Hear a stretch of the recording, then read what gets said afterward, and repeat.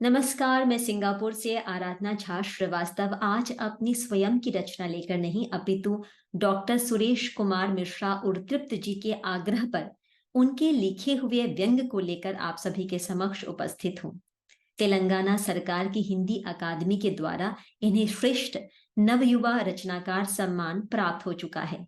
एक दिन का 51 आंखें इनका प्रसिद्ध व्यंग संग्रह है। तो आइए सुनते हैं डॉक्टर सुरेश कुमार मिश्रा उर्तृप्त जी का लिखा हुआ व्यंग कलम बहिन बनाम स्याही दीदी। स्टेशनरी की दुकान में कलमें आपस में बात कर रही थी। एक कोने में दवात की बोतल में स्याही पड़ी पड़ी सिसिया रही थी। क्या बात है स्याही दीदी? चेहरा बड़ा उतरा उतरा हुआ है। अब क्या बताऊं कलम बहिन, तुम्हारी जो मांग है मेरी नहीं रही। एक कोने में पड़े पड़े कभी खुद को कभी अपने भाग्य को कोसती हूँ। जो चाह थी वह स्याह हो गई, बाकी सब आह हो गई। अरे अरे दीदी, इतना भी अपने भाग्य को कोसने की जरूरत नहीं है। यह न समझो कि आप अकेली अभागिन हैं। हम भी आपके अभागेपन की साझेदार हैं। कलम बहिन, ऐसा न कहो। ऊपर वाले का नूर बरसता है तुम पर। देखो ना, अभी भी कितनी मांग है तुम्हारी। हाथों हाथ बिक जाती हो। बच्चे तुम्हें खरीदने के लिए मारा मारी करते हैं। बात तो सही कहती हो दीदी, लेकिन ये मारामारी केवल बच्चे करते हैं। बड़े और सयाने तो अब हमें पूछते ही नहीं हैं। लगे रहते हैं मोबाइलों कंप्यूटरों पर कट कॉपी पेस्ट करने में। अब उन्हें लिखने में नहीं, चेपने टरकाने में बड़ा मजा आने लगा है। तुम बड़ी खुशनसीब हो। गनीमत मनाओ कि कम से कम बच्चे तुम्हें पूछते हैं। हमारी पूछ और गुमानी की पूछ कब की कट गई। दीदी, बात तो आपने पते की है, लेकिन कोरोना महामारी का बच्चों पर बहुत बुरा प्रभाव पड़ा है। अब वे हमसे दूर होते जा रहे हैं। वे अब हमसे नहीं, मोबाइलों से प्यार करने लगे हैं। पढ़ाई कितना करते हैं पता नहीं, परंतु उनकी नन्ही नन्ही उंगलियां game, YouTube, Facebook, Instagram, WhatsApp पर ज्यादा चलती हैं। बच्चों की नजरों में जो बने रहने का गुमान था, अब वह भी हवा होने लगा है। फिर भी तुम कलम देवी हो। नन्हे नन्हे बच्चों से लेकर बड़े बड़े महिमा मंडितों तक तुम्हारी पूछ है। इसे नकारा नहीं जा सकता। दीदी, यही वह थोड़ा बहुत गुमान था जिसके चलते हम जिए जा रहे थे। उन्हीं के प्रेम भरे स्पर्श को पाकर यादगार पल काट रहे थे। किंतु इधर कुछ दिनों से साहित्यिक चोरी में काफी बढ़ोतरी हो गई है।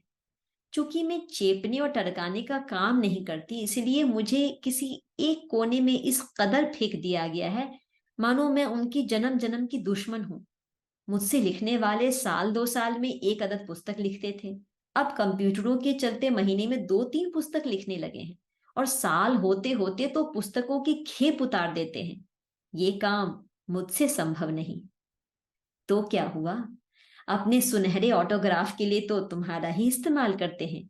भला तुम्हें और क्या चाहिए बहन? दीदी, आप एकदम भोली की भोली हैं।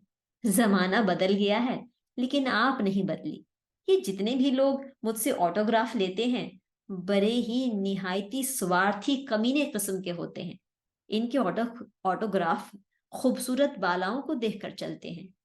ऐसे वैसे को तो वो पूछना भी, दूर देखना भी अपनी शान के खिलाफ समझते हैं। इस मामले में दीदी आप बड़ी किस्मत वाली हैं। अब देखिए ना, आपका इस्तेमाल अब केवल रसिक, पहुंचे हुए साहित्यकार और आपकी अच्छी परख रखने वाले लोग ही करते हैं। बहन, तुम यही तो गच्चा खा गई। अब मैं विलुप्तता की कगार पर हूं। विलुप्तता की पीड़ा कुछ खोने वाला ही जानता है। आजकल की पीढ़ी तो मुझे जानती भी नहीं है।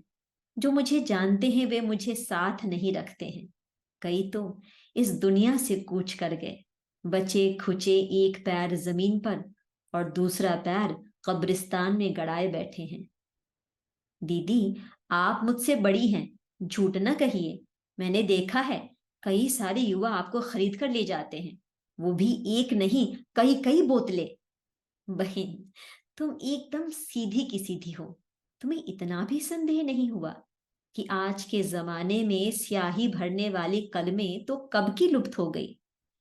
वे युवक जो मुझे खरीद कर ले जाते हैं, वे क्या करते होंगे मेरे साथ?